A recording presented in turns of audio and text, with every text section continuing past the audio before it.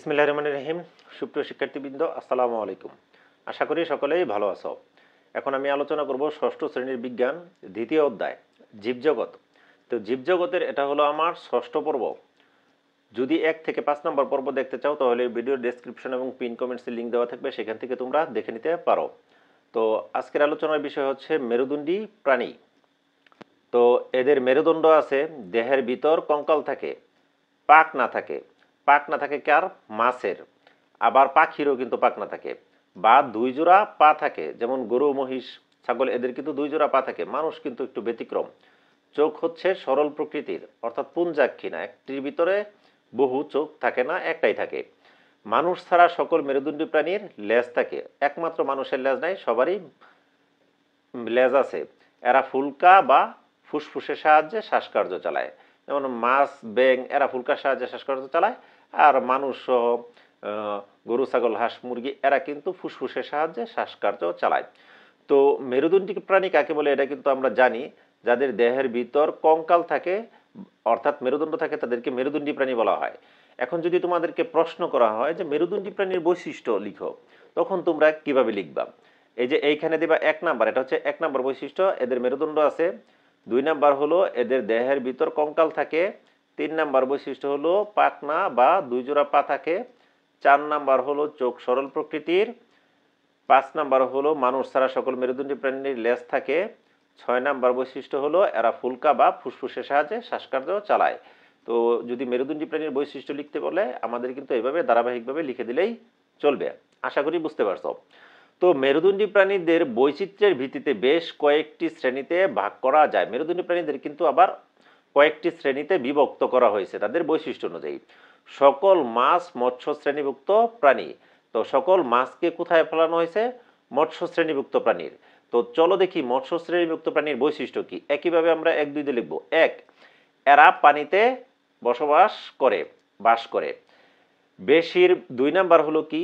বেশিরভাগ মাছের গায়ে আইস থাকে, যেমন ইলিশ, রুই, কই এদের গায়ে কিন্তু আইস আছে। আবার কতগুলো আইস থাকে না, তাই কতগুলো মাছের কিন্তু আইস থাকে না। মাগুর, শিং, ট্যাংরা, বোয়াল ইত্যাদি এসব মাছের আইস থাকে না। এটা হলো 2 নম্বর বৈশিষ্ট্য। 3, মাছ ফুলকার সাহায্যে শ্বাসকার্য চালায়। 4, এদের পাখনা আছে, পাখনার সাহায্যে এরা সাঁতার কাটে। এগুলো হলো মৎস্য শ্রেণী প্রাণীর বৈশিষ্ট্য। এরপর হলো কি? ব্যাঙ উভচর শ্রেণীভুক্ত প্রাণী। আমরা এটারও বৈশিষ্ট্য লিখব। 1 নম্বর বৈশিষ্ট্য হলো এদের যে এদের জীবনের কিছু সময় ডাঙায় ও কিছু সময় পানিতে বাস করে। এদের ত্বকে লোম, আইস বা পালক কিছুই থাকে না। এটা হলো কি 3 নাম্বার বৈশিষ্ট্য। 4 নাম্বার, 2 জোড়া পা থাকে, পায়ে আঙ্গুলে কোনো নখ থাকে না। 5 নাম্বার বৈশিষ্ট্য হচ্ছে এদের যে ব্যাঙাসি অবস্থায় এরা ফুলকা ও পরিণত অবস্থায় এরা ফুসফুসের সাহায্যে শ্বাসকার্য চালায়। তো এই পাঠ শেষে আমরা মূলত কিন্তু এই প্রশ্নগুলোর উত্তর জানতে পারবো। আমাদের জীবনে মৎস্য শ্রেণীর প্রাণীর প্রয়োজনীয়তা আলোচনা করো। 2 নাম্বার, উভচর বলতে কি বুঝো? 3 নাম্বার হচ্ছে ব্যাঙকে উভচর প্রাণী বলা হয় কেন? 4, ব্যাঙ পানিতে ও ডাঙায় বাস করে কেন? 5, পাখিরা উড়তে পারে কেন? মেরুদণ্ডী প্রাণীদের মধ্যে মানুষ সর্বশ্রেষ্ঠ কেন? মানুষ প্রজাপতি মাছ এর মধ্যে কোনটি অপেক্ষাকৃত উন্নত? ব্যাখ্যা করো। এই প্রশ্নগুলোর উত্তর আমরা এই পাঠ শেষে জানতে পারবো। আমি পাঠ শেষে এগুলোর উত্তর সাজিয়ে রাখছি, এই উত্তরগুলো ধারাবাহিকভাবে আলোচনা করব। তো এই যে আমরা মৎস্য শ্রেণীভুক্ত প্রাণী দেখলাম, 8ম শ্রেণীর বইতে আমাদের এভাবে দেওয়া আছে, ধারাবাহিকভাবে তোমরা চাইলে এখান থেকে লিখে নিতে পারো। এই যে উভচর শ্রেণীভুক্ত প্রাণীর বৈশিষ্ট্যগুলো কিন্তু ধারাবাহিকভাবে দেওয়া আছে, এখান থেকে তোমরা চাইলে লিখে নিতে পারো। তো পরে দেখি আমাদের কি আছে। এরপর আমাদের আছে কি? টিকটিকি, কুমির, সাপ, গিরগিটি এরা কিন্তু দেখো একই রকম ইত্যাদি সরীসৃপ শ্রেণীভুক্ত প্রাণী। তো সরীসৃপ শ্রেণীভুক্ত প্রাণী কাকে বলে? যেসব প্রাণী বুকে ভর দিয়ে চলে তাদেরকে কিন্তু সরীসৃপ শ্রেণীভুক্ত প্রাণী বলে। তো চলো এদের বৈশিষ্ট্যগুলো দেখি। 1, এরা বুকে ভর দিয়ে চলে। দেখো টিকটিকি কুমির সাপ এরা কিন্তু বুকে ভর দিয়ে চলে। 2 নাম্বার, আঙুলে নখ থাকে। দেখো উভচর শ্রেণীভুক্ত প্রাণীদের কিন্তু পায়ের আঙুলে নখ ছিল না, আর এদের পায়ের আঙুলে নখ আছে। 3 নাম্বার বৈশিষ্ট্য কি, ডিম পারে, ডিম ফুটে বাচ্চা হয়। এদের কি ডিম পারে কিন্তু সবাই, টিকটিকি কুমির সাপ গিরগিটি এরা কিন্তু সবাই ডিম পারে, ডিম ফুটে বাচ্চা বের হয়। এবং 4 নাম্বার হচ্ছে ফুসফুসের সাহায্যে এরা শ্বাসকার্য চালায়। তো ব্যাঙ দেখো ব্যাঙাচি অবস্থায় কিন্তু ফুলকার সাহায্যে শ্বাসকার্য চালাইতো, আর পরিণত অবস্থায় ফুসফুসের সাহায্যে। এদের মধ্যে কিন্তু পার্থক্য আছে। তো চলো দেখো সরীসৃপের বৈশিষ্ট্যগুলো অষ্টম শ্রেণীর বইতে এভাবে আছে। তো এখান থেকে তোমরা লিখে নেবা যদি প্রয়োজন মনে করো। এরপর হলো কি, হাঁস, মুরগি, কবুতর, দোয়েল, দেখো এরা কিন্তু একই রকম ইত্যাদি পক্ষী শ্রেণীভুক্ত প্রাণী, এই জন্য এদেরকে পক্ষী শ্রেণীভুক্ত প্রাণী বলা হয়। এদের বৈশিষ্ট্য কি, এদের দেহ পালক দিয়ে আবৃত, অর্থাৎ পালক দ্বারা ঢাকা থাকে। আবৃত মানে ঢাকা। পরে 2 নম্বর বৈশিষ্ট্য, পালক পাখি চেনার একটি প্রধান বৈশিষ্ট্য। 3, পাখি ছাড়া আর কোনো প্রাণীর পালক নেই। তো বেশিরভাগ পাখি আছে যারা উড়তে পারে।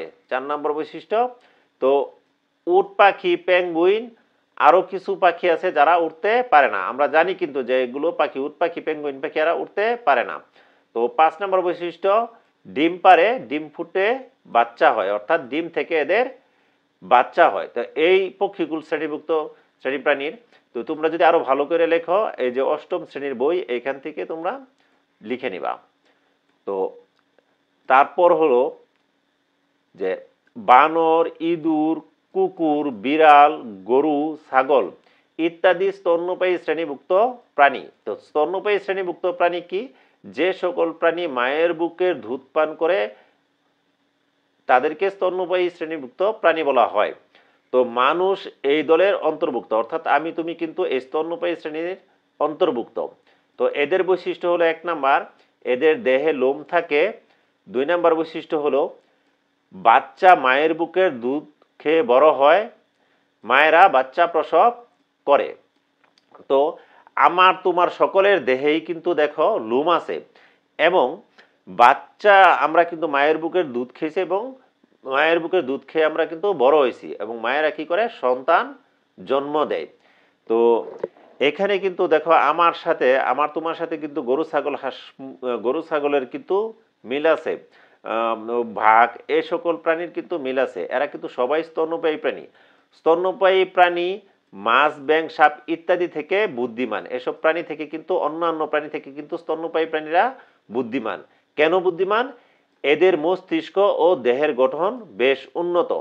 এদের মস্তিষ্ক এবং দেহের গঠন বেশ উন্নত থাকার কারণে কিন্তু এরা অন্যান্য শ্রেণীভুক্ত প্রাণীদের থেকে স্তন্যপায়ী প্রাণীরা বেশি উন্নত। কিন্তু এদের মাঝখানে কিন্তু, স্তন্যপায়ী প্রাণীদের মাঝখানে কিন্তু মানুষ আরো বেশি উন্নত। তো এই ছকটা তোমরা ফিল আপ করে নেবা। আমি একটা জিনিস দেখাই, দেখো যে দেহ আবরণ কেমন, লোম আছে, কাক লোম আছে নাই, এই জন্য ক্রস চিহ্ন হবে। পরে রুই মাছ, এদের কি লোম আছে নাই, এই জন্য ক্রস চিহ্ন। টিকটিকি, এদের গায়ে দেখবা লোম নাই, ক্রস।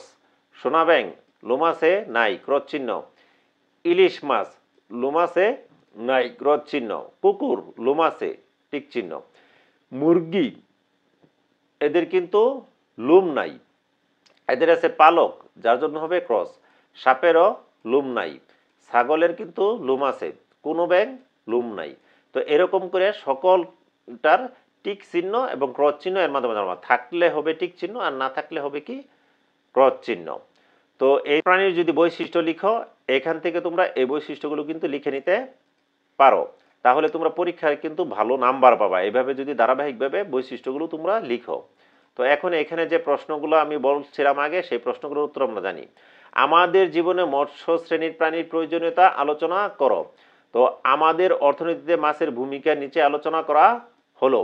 দেশের চাহিদা মিটিয়ে মাছ বিদেশে রপ্তানি করে প্রচুর বৈদেশিক মুদ্রা অর্জন করা সম্ভব। আমাদের দেশের উপকূলবর্তী অধিকাংশ লোকই মাছ ধরে বিক্রি করে তাদের জীবিকা নির্বাহ করছে। বেকারত্ব দূরীকরণে অনেকে মাছ চাষ করছে, এতে দেশের অর্থনৈতিক উন্নয়ন হচ্ছে। বড় মাছের উচ্ছিষ্ট অংশ দ্বারা জৈব সার তৈরি করা হচ্ছে, যা আমাদের কৃষিক্ষেত্রে প্রয়োজনীয়। মাছের কাঁটা থেকে পোলট্রি শিল্পের খাবার তৈরি করা হয়। উপরোক্ত আলোচনা থেকে বলা যায় যে মাছ আমাদের অর্থনীতিতে গুরুত্বপূর্ণ ভূমিকা পালন করে। এছাড়াও কিন্তু তোমরা আরো অনেক উপকার মাছের লিখতে পারো। তো এরপর হলো উভচর বলতে কি বুঝো?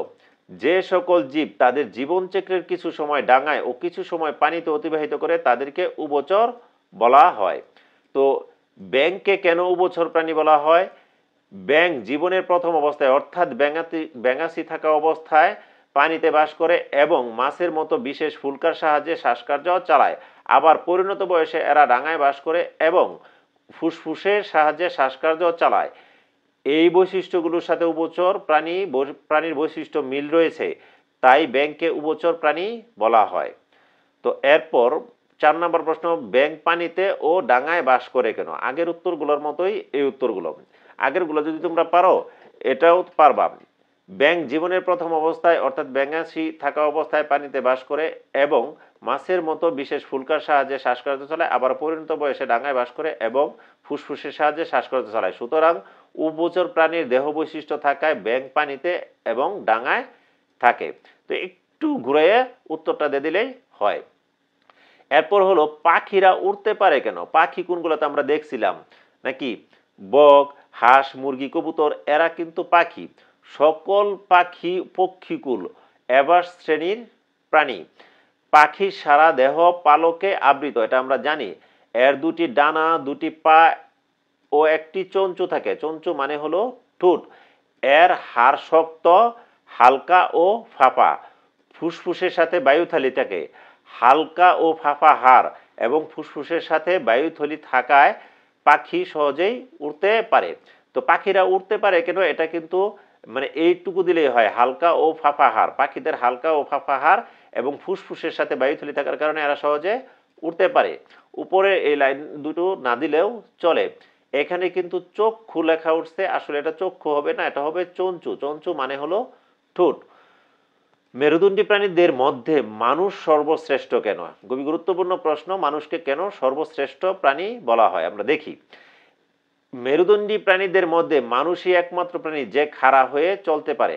আর কোনো প্রাণী কিন্তু মানুষের মতো দুই পায়ে খাড়া অবস্থায় চলতে পারে না। মানুষের মস্তিষ্ক সব প্রাণীর চেয়ে বড়। অন্যান্য প্রাণীর থেকে মানুষের মস্তিষ্ক বড়, মাথাটাই দেখবা বড়। তাই মানুষের বুদ্ধি সবচেয়ে বেশি। মানুষ বুদ্ধির বলে পৃথিবীর সব কিছুতে রাজত্ব করছে। আজকের দুনিয়ার মানুষ মহাকাশে, চাঁদে, পর্বতে, অতল সাগরে বিচরণ করছে। তাই বলা যায় মেরুদণ্ডী প্রাণীদের মধ্যে মানুষ সর্বশ্রেষ্ঠ।